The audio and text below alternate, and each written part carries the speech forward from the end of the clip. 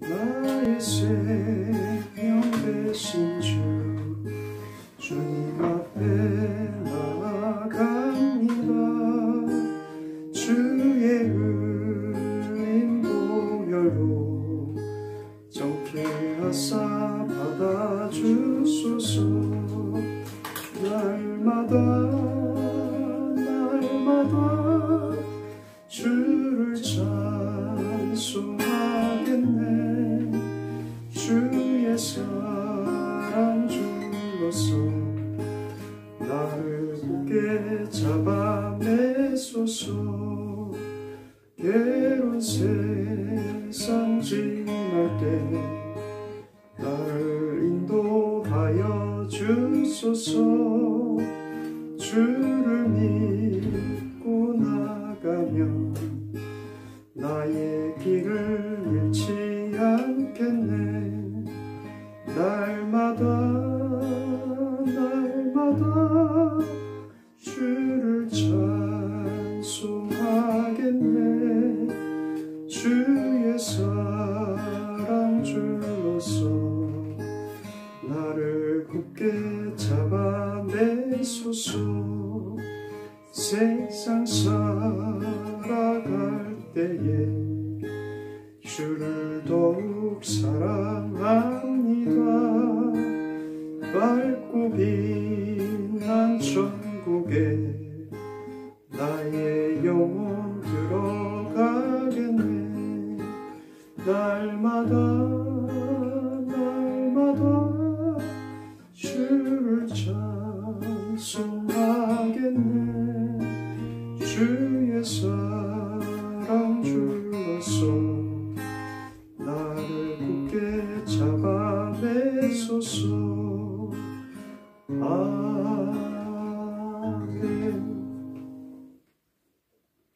찬송가 369장 찬양하겠습니다.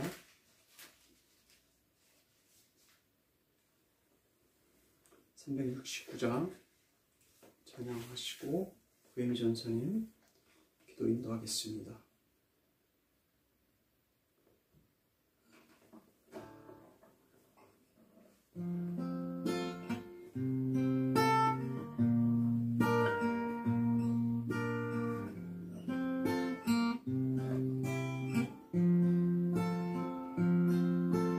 죄짐 맡은 우리 구주 어찌 좋은 친구인지. 걱정 근심 무거운지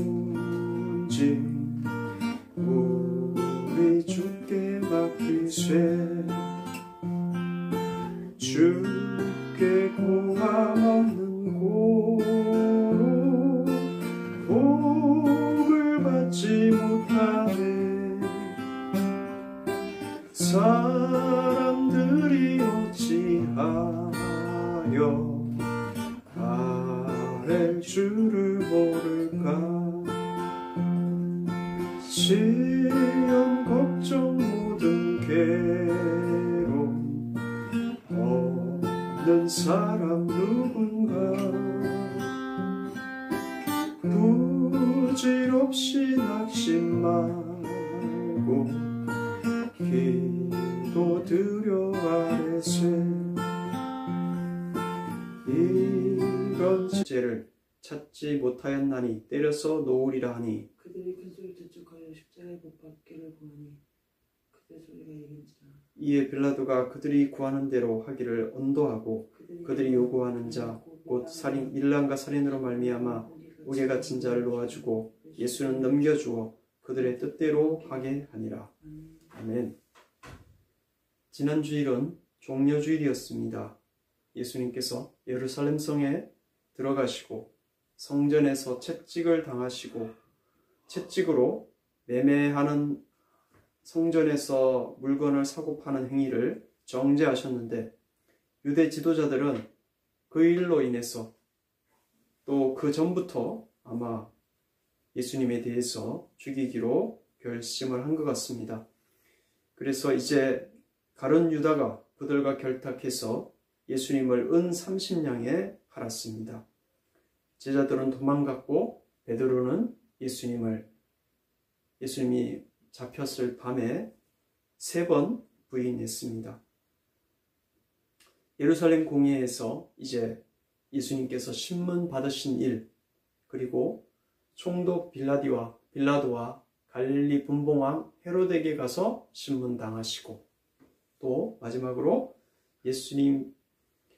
빌라도가 예수님께 십자가형을 선고한 것에 대해서 이 3가지만 살펴보겠습니다. 첫 번째, 22장 66절부터 71절에 보니까 예루살렘 공회에서 신문이 열렸습니다. 66절에서 68절 말씀은 유대 지도자들은 공회를 열어서 예수님을 신문했습니다. 저들은 예수님의 말을 확인하려는 마음이 없었습니다. 처음부터 죽이려고 작정을 하고 형식적인 절차를 지금 밟고 있는 겁니다. 그들은 자신들의 악함을 회개하지 않았습니다.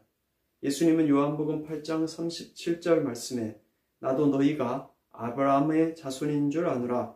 그러나 내 말이 너희 안에 있을 곳이 없으므로 나를 죽이려 하는도다 라고 말씀하신 적이 있습니다. 예수님은 유대 지도자들이, 대제사장과 서기관들, 바리새인들이, 예루살렘 공회의 지도자들이, 유대 민족을 이끌고 있는 지도자들이 자신에 대해서 정식 신문을 해서 재판을 할 생각이 없이 이미 마음속에 예수님을 죽이기로 결정한 것을 알고 계셨습니다. 그래서 대답을 잘 안 하신 것입니다. 그냥 가만히 계시다가 또 필요한 말씀을 하신 거예요. 그들은 형식적인 사형 언도 절차를 지금 밟고 있는 겁니다. 그들은 하나님을 섬기는 백성의 지도자였습니다. 종교 지도자들이었는데 형식적인 경건의 모양은 갖추고 있었습니다. 그러나 메시아로 오신 그리스도를 미워하고 죽이려고 지금 하고 있는 것입니다. 그러므로 우리는 그들이 가진 하나님을 향한 경건은 위선에 불과하다는 것을 알 수 있습니다. 이들이 이렇게 위선적인 신앙인 종교인이 될 수밖에 없던 상황은 시대적인 배경을 보면 알 수 있습니다. 예전에 믿던 그 순수한 하나님을 향한 그 신앙은 이미 그들의 조상들 또한 선지자들을 그렇게 핍박을 가했듯이 지금은 이제 여러 민족들의 침략을 당하고 나서부터 성전이 파괴된 일도 있었고, 그리고 바벨론의 포로가 되었고, 다시 돌아와서 신앙생활하고 성전 재건을 하고 하나님의 말씀대로 살아가기로 결심을 한 그들이지만, 지금 예수님 이 당시에는 여러 그리스에 의해서, 로마에 의해서 전쟁을 당하고, 그리고 그들의 우상들이 이제 이스라엘에 들어왔기 때문에 많이 혼탁해지고, 대제사장 또한 돈으로 뇌물을 주어서 대제사장이 된 사람들이니 이것이 지극히 당연한 일이라고 생각을 합니다. 오늘 69절에서 70절에 보니까 내가 하나님의 아들이냐고 그들이 물었습니다. 예수님은 공회 앞에서 자신이 하나님의 아들이라고 하시고 하나님의 권능의 우편에 앉아 있을 것이라고 말씀하셨습니다. 참으로 그리스도께서는 하나님의 뜻을 우리에게 전달하신 참 선지자이시며 우리의 죄를 사하기 위하여 자신의 몸을 제물로 드리신 참 제사장이시고 우리를 다스리시고 원수 마귀로부터 지키시는 참 왕이신 분이십니다. 71절 말씀, 그들은 예수님의 입으로부터 예수님께서 본인 입으로 하나님의 아들이라는 결정적인 진술을 받아내었습니다. 이제 그들은 더 이상 예수님을 신문할 필요가 없어진 것입니다. 죄인이 자신의 죄를 인정한 거와 마찬가지인 거죠. 예수님께서는 자신의 진술을 사형에 처할 하나님을 모독하는 망령된 것이라고 치부하는 유대 지도자들, 위선자들 앞에서 그리스도임을 증거하신 것입니다. 때로 신앙인은 재판석에서 신앙을 택하고 죽음의 위기에 처해질 수 있습니다. 이때는 순교의 자리라고 생각되는데 신앙인의 순교 시에 그 진술을 듣고 영혼을 구원받는 일이 있습니다. 그때를 두려워하지 말고 담대히 살아가시는 저와 여러분 되시길 바랍니다. 두 번째, 23장 1절부터 12절 말씀입니다. 빌라도와 헤롯이 예수님을 신문하고 있는 장면입니다. 1절부터 3절은 무리가 빌라도, 총독 빌라도에게 예수님을 끌고 간 것입니다. 빌라도가 예수님께 유대인의 왕이냐고 물었습니다.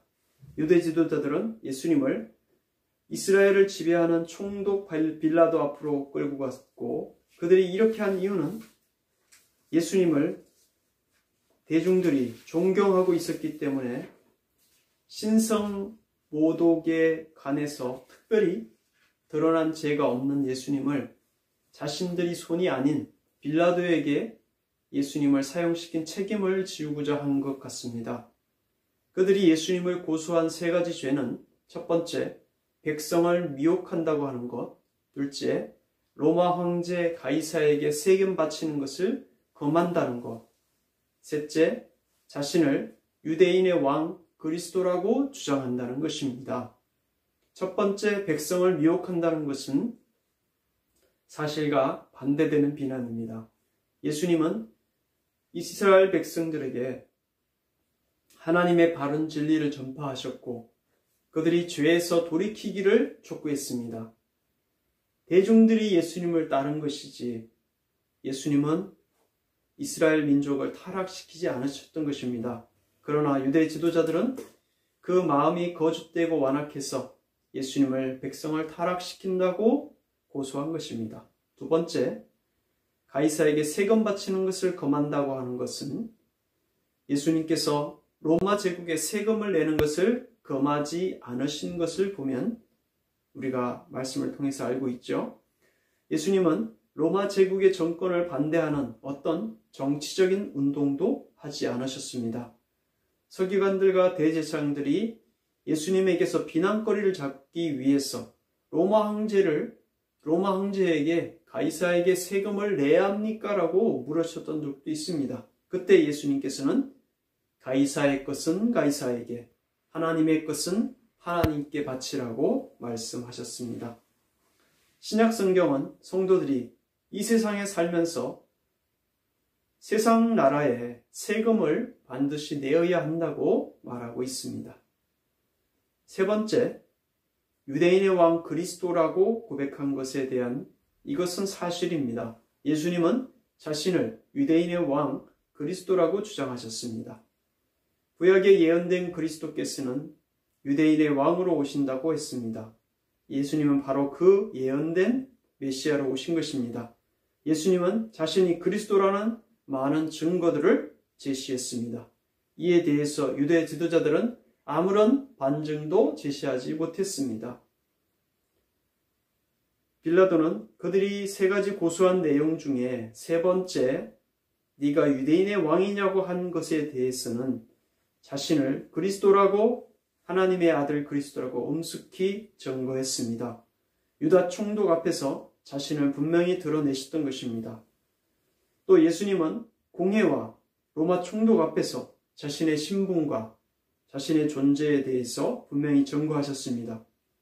자신을 유대인의 왕이라고 말씀하셨습니다.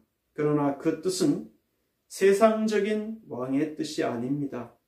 그의 왕국과 왕권은 영적인 의미가 내포되어 있는 것입니다. 그 나라는 장차 영광으로 완성될 것이며 물질적인 풍요도 포함될 것이지만 현재는 죄를 회개하고 하나님을 믿고 순종하는 자들에게 임하는 영적인 하나님의 나라에 대해서 말하고 있었던 것입니다.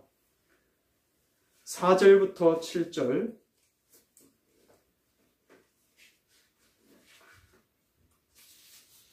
총독, 로마 총독 빌라도는 예수님께서 죄가 없다는 것을 알고 죄가 없음을 선언했습니다. 유대 지도자들은 빌라도에게 예수님께서 백성을 선동하는 죄인이라고 압박을 가했습니다. 그러자 총독은 그 사건에 끼고 싶지 않았습니다. 그래서 예수님께서 태어난 곳이 헤롯이 관할하는 갈릴리에 있다는 것을 알고 갈릴리의 분봉왕 헤롯에게로 보내었던 것입니다. 8절부터 9절 헤롯은 예수님에 관해 좋은 말을 들었기 때문에 예수님을 보고했던 사람이었습니다.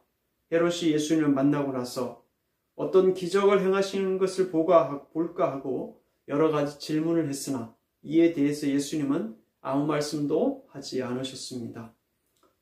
10절 대제사장과 서기관들이 헤롯에게 고소를 하고 있습니다.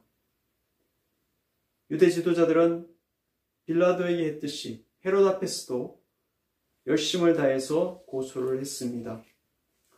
11절부터 12절에 보니까 헤롯은 예수님께서 죄가 없음을 알면서도 백성들이 종교 지도자들이 그렇게 하는 것을 보고 또 무리가 그렇게 따르는 것을 보고서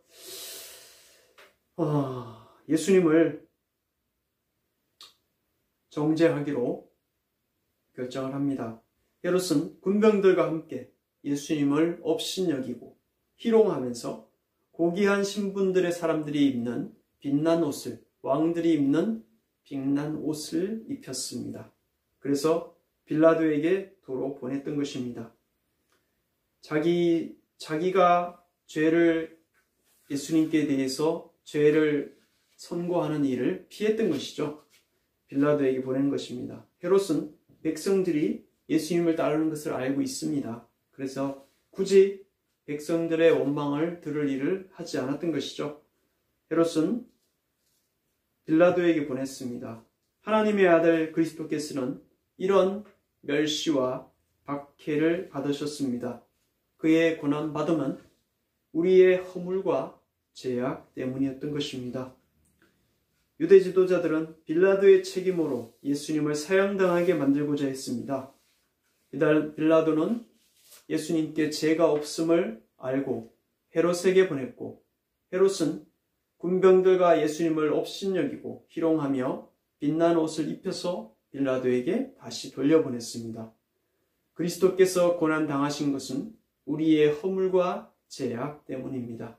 세 번째, 13절부터 25절 말씀입니다. 빌라도가 사형을 선고하는 것입니다. 13절부터 16절에 총독은 도로 자신에게 온 예수님에게 죽일 죄가 없다고 말했습니다. 그는 이성적, 양심적인 사람이었습니다. 3번이나 예수님께 대해서 죄가 없다고 말했던 겁니다. 헤롯은 자신을 압박하는 유대 지도자들 앞에서 때리는 벌을 주고 예수님을 놓겠다고 말했습니다. 17절부터 23절에 보니까 유대인의 명절 때에는 중한 죄를 지은 사람을 방면하는 전통이 있었습니다. 총독은 그 사람을 그래서 예수님을 놓아주고자 했습니다. 그러나 무리를 이미 선동했기에 총독에게 예수님 대신에 밀란과 살인죄를 저지른 바라바를 방면하라고 소리 높여서 외쳤습니다. 무리들은 총독을 압박하고 있는 것이죠. 총독은 예수님을 방면하고자 애를 썼지만 무리는 총독을 예수님을 가둘 수밖에 사형을 선고할 수밖에 없게 지금 몰아갔던 것입니다. 그들은 밀란이 날 상태까지 그렇게 선동하고 있었던 것입니다. 총독은 밀란이 발생하는 것을 보자 도저히 안 되겠다 싶어서 무리의 압력에 굴복하여서 예수님을 방면하는 것을 포기했습니다. 24절, 25절 말씀은 빌라도는 무리 요구대로 죄 없으신 예수님에게 십자가에 못 박는 사형을 선고했습니다. 유대인들의 사형법에는 나무에 못 박아 죽이는 벌이 없습니다. 로마 사람들도 자기 나라 사람은 그렇게 죽이지 않습니다.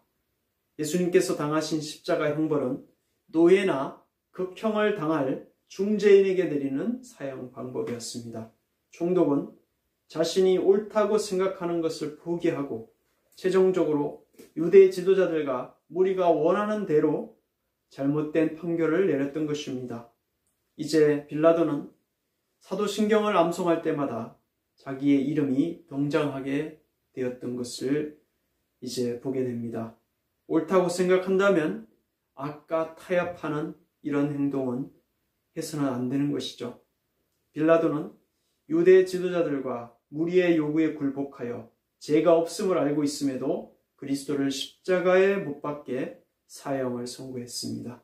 우리는 자신이 옳다고 생각한다면 불의한 일은 결코 타협을 해서는 안 되는 것입니다. 오늘 말씀을 요약하겠습니다.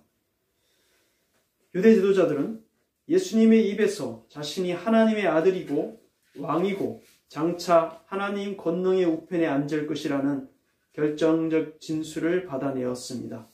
그리스도께서는 자신의 진술을 사형에 처할 하나님을 모독하는 망령된 것이라고 치부하는 위선자들 앞에서 그리스도임을 증거하신 것입니다. 때로 신앙인은 재판 속에서 신앙을 택하고 죽음에 당할 위기에 처해질 수 있습니다. 이때는 순교의 자리라고 생각됩니다. 신앙인의 순교 시에 그 진술을 듣고 영혼을 구원받는 일이 있습니다. 그때를 두려워하지 말고 우리는 담대히 신앙생활 해야 될 것입니다. 그때 할 말을 성령님께서 주신다고 하셨습니다. 유대 지도자들은 빌라도의 책임으로 예수님을 사형당하게 만들었습니다. 빌라도는 예수님이 죄가 없음을 알고 헤롯에게 보냈고 헤롯 또한 죄가 없는 것을 알면서도 군병들과 예수님을 업신여기고 희롱하였고 빛난 옷을 입혀서 빌라도에게 다시 돌려보냈습니다.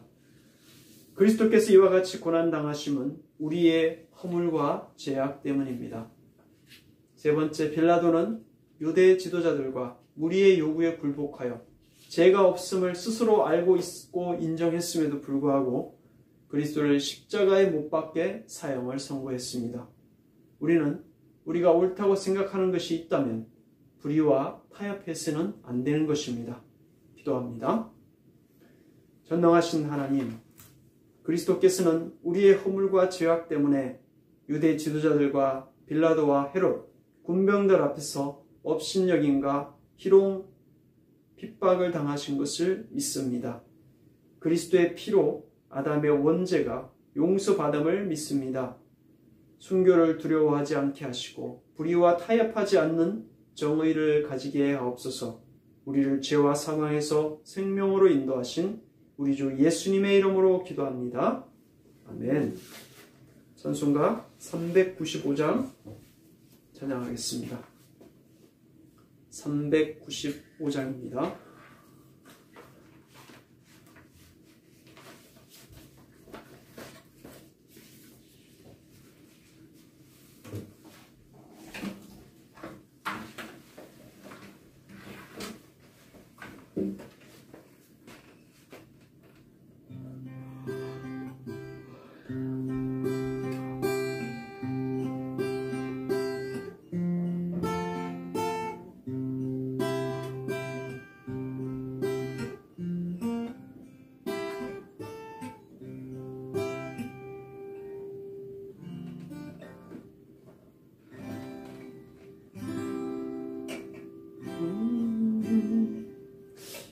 자비하신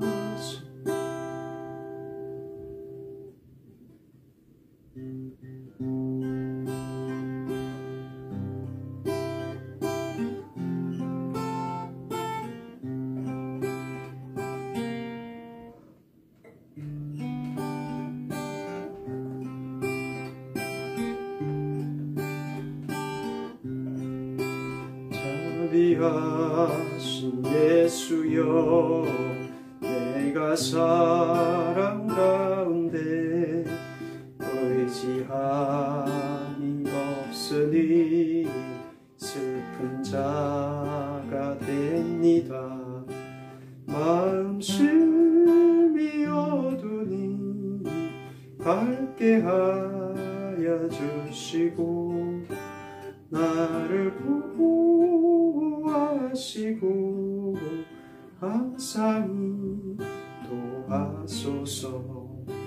죄를 짓는 까닭에 나의 맘이 고나니 용서하여 주시고 쉬게 하여 주소서. 천국 가고 싶으나 나의 공로 없으니 공로 힘입어 천국 가게 하소서. 허락하심 이루어 사랑하사 믿도다. 모두 이뤄주심을 나는 믿사옵니다. 구주밖에 누구를 달리 찾아보리요.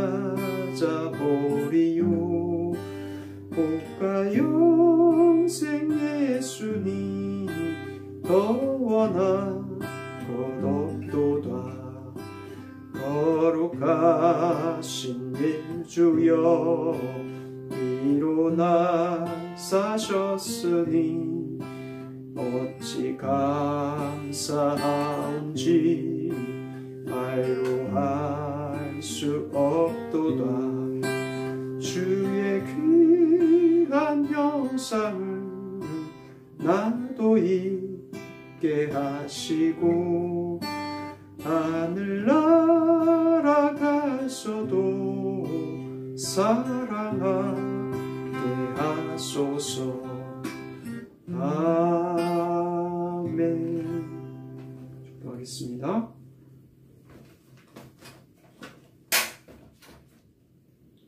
주 예수 그리스도의 은혜와 하나님의 사랑과 성령의 교통하심이, 그리스도의 고난받음이 우리의 허물과 죄 때문임을 알고 순교를 두려워하지 않고 우리와 타협하지 않는 정의를 지니고자 결단하는 성도들 위해 이제부터 영원토록 함께 있을지어다.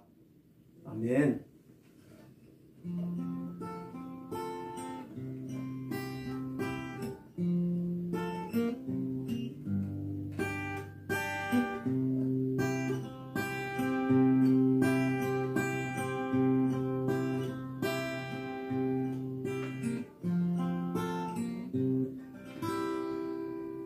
수고하셨습니다. 평안하세요.